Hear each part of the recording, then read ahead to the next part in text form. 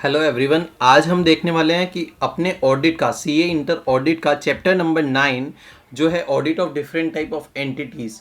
And ये सबसे best chapter था जब मैं ऑडिट पढ़ता था, सीए इंटर में था।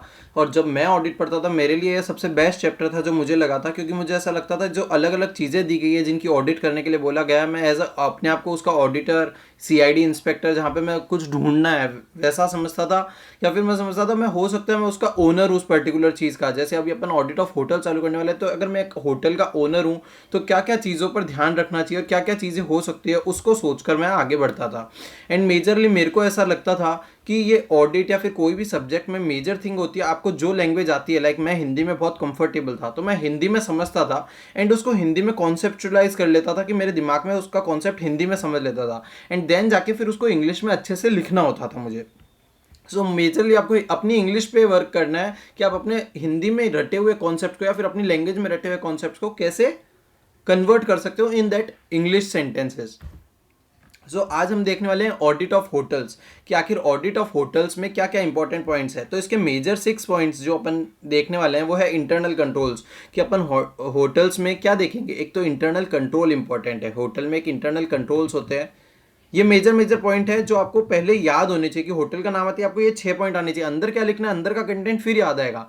तो पहले एक तो इंटरनल कंट्रोल्स होते हैं, सेकंड होता है होटल में क्या होता है, रूम होते हैं जिनकी सेल होती है और हॉल बुकिंग्स होती है।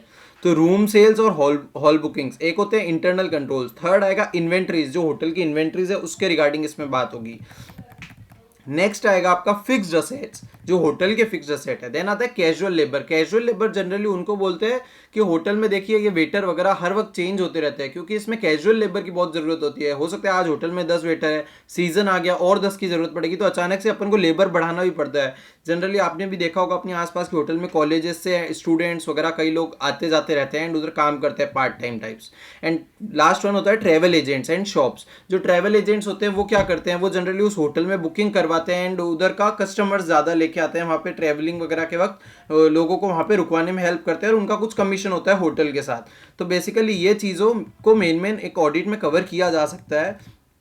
कैसे कवर करना है, तो स्टार्ट करते हैं अपन इंटरनल कंट्रोल्स के साथ। कि इंटरनल कंट्रोल बोलते हैं pilfering is one of the greatest problems, यानी कि ये छोटी छोटी जो चोरियां होते हैं होटल में सबसे बड़ी प्रॉब्लम तो यही है। और ये मैनेजमेंट की रिस्पॉन्सिबिलिटी है, जो मैनेजमेंट है उसको ऐसे कंट्रोल लगाने पड़ेंगे कि ऐसी ये जो पिल्फरिंग है, ये जो छोटी छोटी चोरियां हैं या फिर ये जो लीकेज हो रहा है होटल से, क्योंकि कुछ ना कुछ जा ही रहा है ना होटल का। तो ये जो होटल का कुछ भी अगर नुकसान हो रहा है तो इसको रोकने के लिए प्रॉपर इंटरनल कंट्रोल्स बनाने की जिम्मेदारी किसकी है, होटल के मैनेजमेंट की है।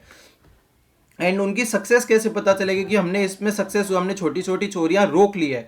उसमें सक्सेस ऐसे पता चलेगी, छोटी छोटी चोरियां रोक ली है, कि आप थोड़े थोड़े टाइम में चेक करते रहिए कि हमारे यहाँ पे जो भी चीज़ें थी वो सब बराबर है क्या, कुछ भी चोरी हुआ है क्या, कुछ गड़बड़ लग रही है क्या, उसकी स्क्रूटनी करते रहिए थोड़े थोड़े टाइम पे।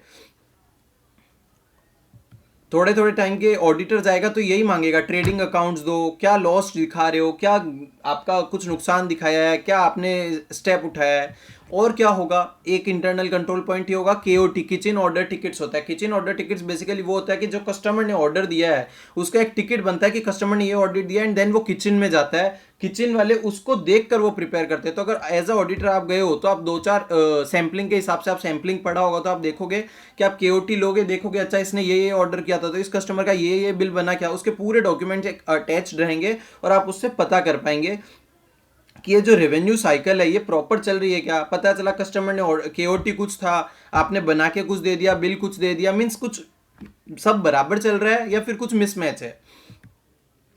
तो ऑडिटर को खुद को सेटिस्फाई होना पड़ेगा। इसके अलावा जो भी कलेक्ट किया है उन्होंने टैक्स वगैरह, किससे, होटल वालों ने कस्टमर से टैक्स कलेक्ट किया होगा। लाइक अभी भी आप खाना खाने जाएंगे होटल में तो आप देखेंगे उसमें टैक्स भी लगता है। तो होटल वालों ने अगर आपसे कुछ टैक्स लिया है तो ऑडिटर को यह भी देखना है कि उसने प्रॉपर अथॉरिटीज को दे दिया या फिर टैक्स खुद ही लेके बैठा आगे जमा ही नहीं करवा रहा है। तो ऑडिटर एज अ ऑडिटर आपका यही तो काम है ना, ये देखना कि कंपनी होटल जो भी है ये बराबर चल रहा है कि नहीं चल रहा है।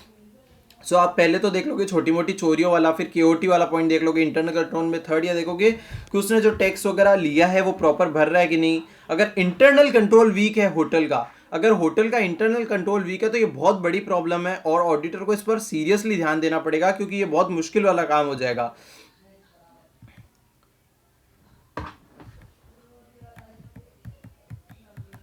इसके अलावा सेकंड थिंग होती है room sales and hall bookings.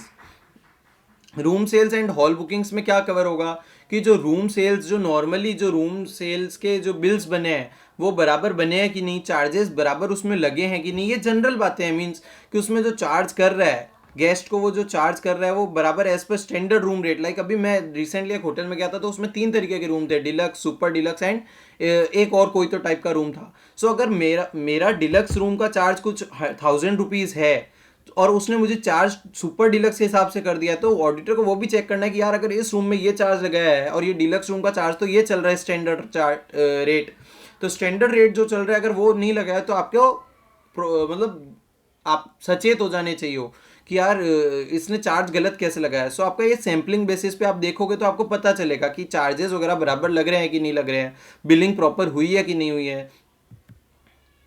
इसके अलावा कई लोग डेली रिपोर्ट बनाते हैं कि कौन से रूम, मतलब होटल्स की कौन से रूम ऑक्यूपाइड थे, कौन से खाली थे, क्या क्या था, कितने टाइम तक भरा हुआ था। तो वो फिर आपको वो भी चेक करना चाहिए कि ये रूम भरा हुआ था, इतने टाइम तक था, इसका ये जो लिस्ट है इससे ये मैच कर रहा है क्या, इसका जो बिलिंग है 3 दिन की जगह कहीं ये 4 दिन का तो बिल शो नहीं कर रहे अपन को कि रुका था वो 3 ही दिन था। तो सारे रिकॉर्ड्स प्रॉपरली बराबर अलाइन नहीं हो रहे, कहीं पे भी आपको चूक दिखे, लाइक कोई एक भी सबूत मिल जाए कि यार यहाँ पे कुछ लफड़ा है, तो आप और डिटेल में वहाँ पर जाएंगे।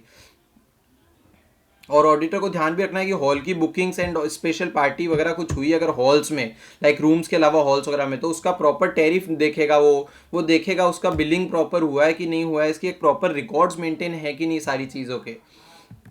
नेक्स्ट आता है इन्वेंट्री। इन्वेंट्री क्या होता है?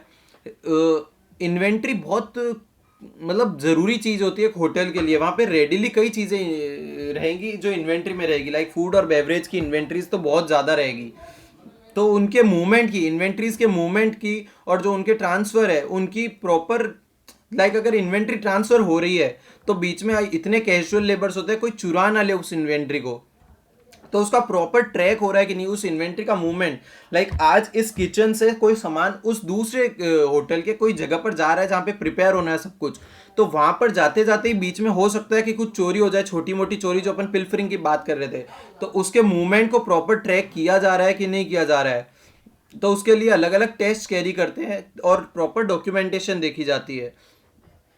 और जहाँ पर इसके अलावा और क्या चेक लगाए जाएंगे इन्वेंट्री को लेकर कि जहाँ पर लार्ज क्वांटिटी ऑफ इन्वेंट्री रखी है वो प्रॉपरली लॉक्ड रहेगा। लाइक वहाँ पर अगर बड़ी इन्वेंट्री पड़ी है कि फ्रूट्स वगैरह पड़े हो सकते हैं, कोई खाने का इन्वेंट्री स्टोर्स पड़ा, स्टोर्स के सामान जैसे आटा, शक्कर, तेल, चावल, घी, ये सब भी पड़ा हो सकता है। तो जहाँ पर ये सब पड़े हैं और दूसरी क्वांटिटीज़ ऑफ इन्वेंट्री पड़ी है तो उन इन्वेंट्रीज के लिए प्रॉपर उनको लॉक करके वहाँ पर एक डिपार्टमेंटल मैनेजर रहेगा, उसके पास उसका एक्सेस रहेगा। इसके अलावा कोई भी अनट्रस्टेड पर्सन, लाइक जो अनऑथराइज पर्सन है, उसको वहाँ पर अलाउड भी नहीं है। और इफ़ अगर उसको बाई चांस भेजना भी पड़े तो कॉन्स्टेंट उसकी सुपरविजन होना बहुत ज़रूरी है। इसके लिए कई लोग वैल्यूएशन करने के लिए प्रोफेशनल्स भी हायर करते हैं होटल्स कि थोड़े थोड़े टाइम में उनकी इन्वेंट्री की वैल्यूएशन होती रहे ताकि उनको पता चले। एंड इसके अलावा खुद ऑडिटर को भी फिजिकल इन्वेंट्री वैल्यूएशन के वक्त थोड़ा वहाँ पे कैलकुलेशंस एंड प्राइसिंग टेस्ट कर लेना चाहिए। पूरा तो वो नहीं कर पाएगा, लिमिटेड ही रहेगा, बट उसको कर लेना चाहिए। देन आता है फिक्स्ड असेट्स। फिक्स्ड असेट्स क्या बोलता है? फिक्स्ड असेट बोलता है कि कई होटल्स में क्वासी फिक्स्ड असेट्स होता है। क्वासी फिक्स्ड असेट ये होता है जैसे वो इन्वेंट्री भी लगता है और असेट भी लगता है। जैसे कई होटलों की स्पेशल थाली होती है जिसमें वो चांदी की थाली में खाना खिलाते हैं, कांच के बर्तनों में खाना खिलाते हैं, तो अब इसको हम फिक्स्ड असेट गिने या इन्वेंट्री गिने? क्यों? क्योंकि एज ए वो उनके होटल के उस काम में यूज आ रही है वो पर्टिकुलरली चीज, और इस तरीके से आ रही है। सिल्वर के बर्तनों को तो ऐसे यूज लेते हैं आजकल होटल वाले कि वो एज ए इन्वेंट्री लगती है, कभी कभी को क्वासी फिक्स्ड असेट है। तो डेफिनेशंस प्रॉपर फॉलो हुई है कि नहीं? अगर जैसे होटल को कोई डेफिनेशन दिए कि आप इसको इन्वेंट्री काउंट करोगे और इसको आप फिक्स्ड असेट काउंट करोगे, तो दोनों के बीच में जो बाइफरकेशन है वो प्रॉपर हुआ है कि नहीं, ये देखने की जिम्मेदारी ऑडिटर की है। तो अब तक अपन ने वो पिल्फरेज वाला देखा, इंटरनल कंट्रोल्स, उसके बाद रूम सेल्स एंड ऑल, बाद में आया इन्वेंट्रीज, देन आया फिक्स्ड असेट की फिक्स्ड असेट वगैरह को वो प्रॉपर्ली रिकॉर्ड भी करे एंड इसके अलावा ध्यान भी रखे। जो छोटे मोटे खर्चे किए हैं होटल की बिल्डिंग पे उसको रेवेन्यू एक्सपेंडिचर में ले जाए, या अपने अकाउंट्स में पढ़ा ही होगा। एंड जो बड़े बड़े खर्चे हैं ऑफ कोर्स उनको कैपिटलाइज करना ज़रूरी है और फिक्स्ड असेट में शो करे। नेक्स्ट आता है कैजुअल लेबर का पॉइंट। कैजुअल लेबर का पॉइंट एक ही बात बोलता है कि आपके साथ कोई ऐसा धोखाधड़ी ना कर दे, मीन्स होटल में कोई ऐसी धोखाधड़ी ना चल रही हो कि क्योंकि कैजुअल लेबर्स आते रहते हैं तो आज हो सकता है राम श्याम मोहन आ जाए, कल कोई और आएगा, तो ऐसे उनके नाम पर कोई वेजेस फालतू में ही नहीं जा रही हो कि वो आदमी आया ही नहीं और ऐसे ही वेजेस जा रही है, तो उनके प्रॉपर रिकॉर्ड्स मेंटेन हो, उनकी डिटेल्स हो आपके पास, उनका सब कुछ मेंटेन हो कि यार ये आदमी अगर हम बोल रहे आया था और इसको वेजेस दिए, तो इसके पास प्रॉपर रिकॉर्ड्स होने चाहिए आपके पास कि सच में ये आदमी आया था। एंड लास्ट वन होता है ट्रेवल एजेंट्स। ट्रेवल एजेंट्स वो के लिए ये बोलता है कि अगर ट्रेवल एजेंट पे आपने बिल बनाया होगा, वो आपके पास ग्राहकों को लेके आया होगा, तो आपने उसके नाम पर बिल इशू किया होगा, वो कई सारे लोग आए होंगे, तो आपने जो प्रॉपर क्रेडिट पीरियड था वही दिया क्या उसको, उसको ज़्यादा तो नहीं दिया ना, उसके साथ बराबर टर्म्स एंड कंडीशन पे बात की कि नहीं, उसको जो कमीशन दे रहे हो वो as per terms and condition दे रहे हो कि नहीं, इसके अलावा उसको बिलिंग टाइम पे किया है कि नहीं, और जो ट्रेवल एजेंट है उससे प्रॉपर पैसा लिया भी है कि नहीं, कि सिर्फ दे के बिल छोड़ दिया है। तो भाई दे के बिल छोड़ दिया है अगर आपने और बहुत टाइम से उससे पैसा नहीं है, तो एज ऑडिटर आपके मन में क्वेश्चन आना चाहिए कि ए होटल वाले भैया इधर आना और ये बता कि ट्रेवल एजेंट को तूने दे तो दिया है बिल, अब इसको रिकवर कौन करेगा। और ये हो जाता है यहाँ पे आपका होटल खत्म।